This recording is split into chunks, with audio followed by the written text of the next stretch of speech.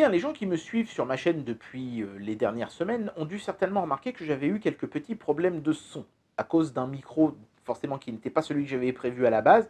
Celui que j'avais prévu à la base captait une radio FM de mon voisinage, donc je ne pouvais pas le garder.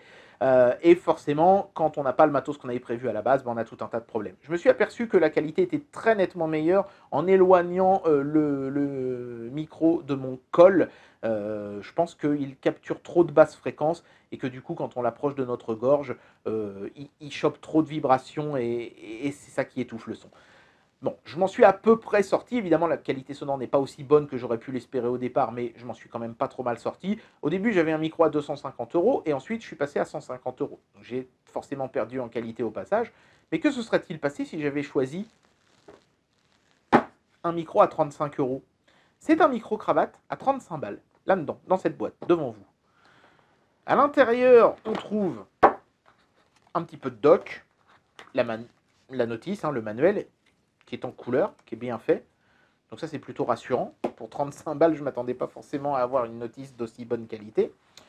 On a l'émetteur, qui est plutôt joli. Il ressemble d'ailleurs assez à celui que j'utilise actuellement. Donc c'est assez surprenant d'avoir une telle qualité et de finition sur un machin comme ça, avec la boucle pour fixer à la ceinture, le petit écran pour choisir le canal et tout, le bouton pour ça, notamment. Et ici, on a un connecteur, je crois que ça s'appelle XLR, ça, qui permet donc de brancher le micro-cravate qui est inclus. Dans cet émetteur, on met deux piles AA, je crois que c'est 2 ou c'est 4, je ne sais plus. Non, c'est 2, voilà, ici. Donc c'est assez simple.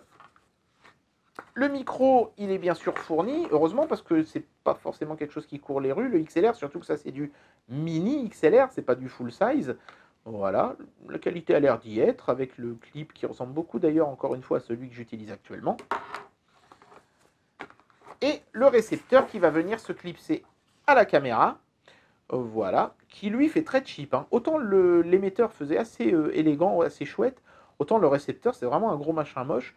En plus, ils ont mis le connecteur comme ça rifté dessus. Ils auraient mieux fait de mettre un câble parce que si vous branchez ça à quelque chose qui a une prise sur le côté, ça va exercer un poids dessus. C'est pas forcément très bon. Surtout qu'il faut mettre des piles là-dedans aussi. Et là, c'est un petit peu dommage. Ce sont cette fois-ci des double A. Ils auraient pu mettre la même taille de pile dans les deux. Ça aurait peut-être été un petit peu plus pertinent.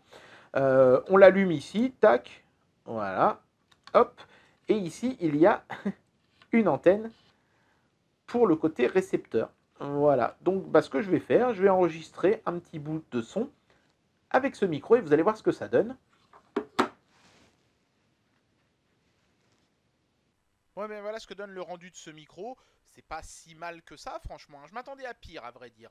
Mais c'est quand même un petit peu plat. Et surtout, le plus gros problème, c'est que le volume sonore est très faible. Et si je le pousse en post-prod, en augmentant le gain de, par exemple, 3 ou 4 décibels, et ben du coup, on entend les petits bruits électroniques de fond du micro qui sont inaudibles à volume sonore normal.